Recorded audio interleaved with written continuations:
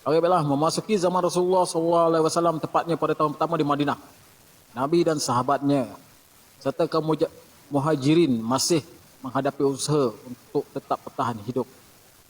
Hal ini karena tidak semua dari mereka merupakan orang yang ada-ada, kan.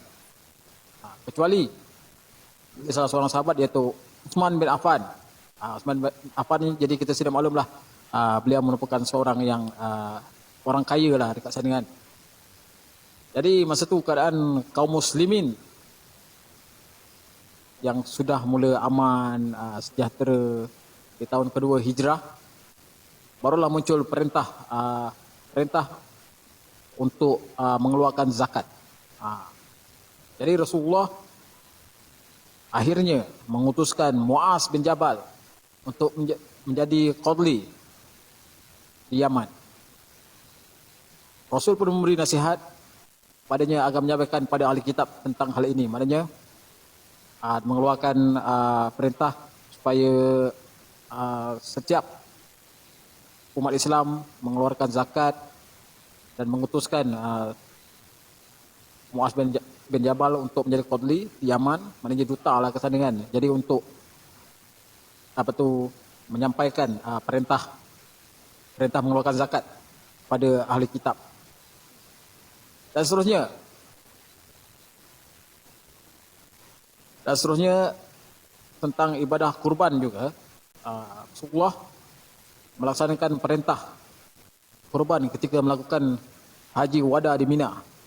Saat itu Rasulullah menyembelih sebanyak 100 ekor unta. Beliau melaksanakan sendiri pada 63 ekor, sementara sisanya diserahkan kepada Ali bin Abi Talib. Jadi penyembelihan ini Rasulullah melakukan setelah melaksanakan solat Aidil Adha, dan perintah ini pun sudah ada dalam surah Al-Hajj ayat ke-36 mengenai jenis haiwan yang boleh disembelih oleh umat Islam untuk dijadikan korban. Jadi sebagai umat Muslim juga harus mengetahui cara menyembelih dan tujuannya. Dan seterusnya saya nak menceritakan mengenai kisah wafatnya Rasulullah, iaitu pada usia 63 tahun. Jadi Abu Bakar sebagai sahabat Rasulullah yang sedang tidak berada di Madinah, terjadilah peristiwa yang sangat menyedihkan pada masa itu.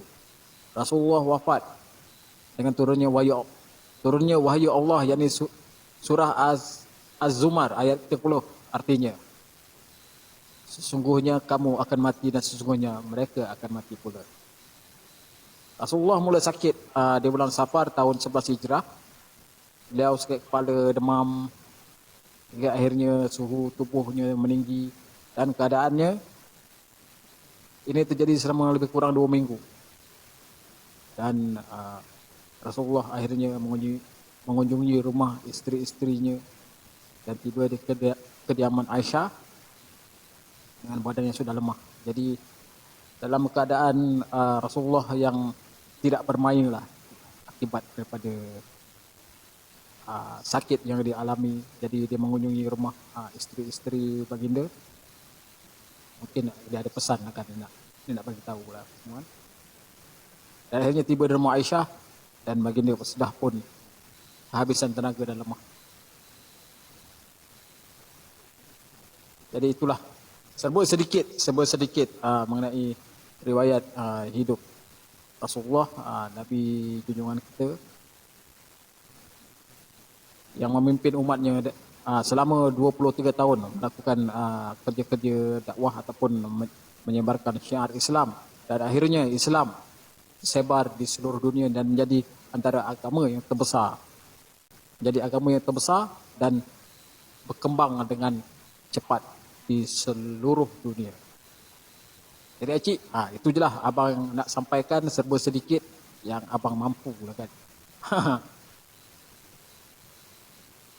Okey. Wah, apa yang abang Syah cakap tu ambil-ambil sikit, dia punya pengajaran dan juga cerita yang dia bagi tahu tadi. Okey, jom Abang Syam, kita sama-sama berselawat ke atas Nabi Muhammad, junjungan Nabi Muhammad sallallahu alaihi wasallam. Sempena malam Maulid Rasul jam 12 malam nanti.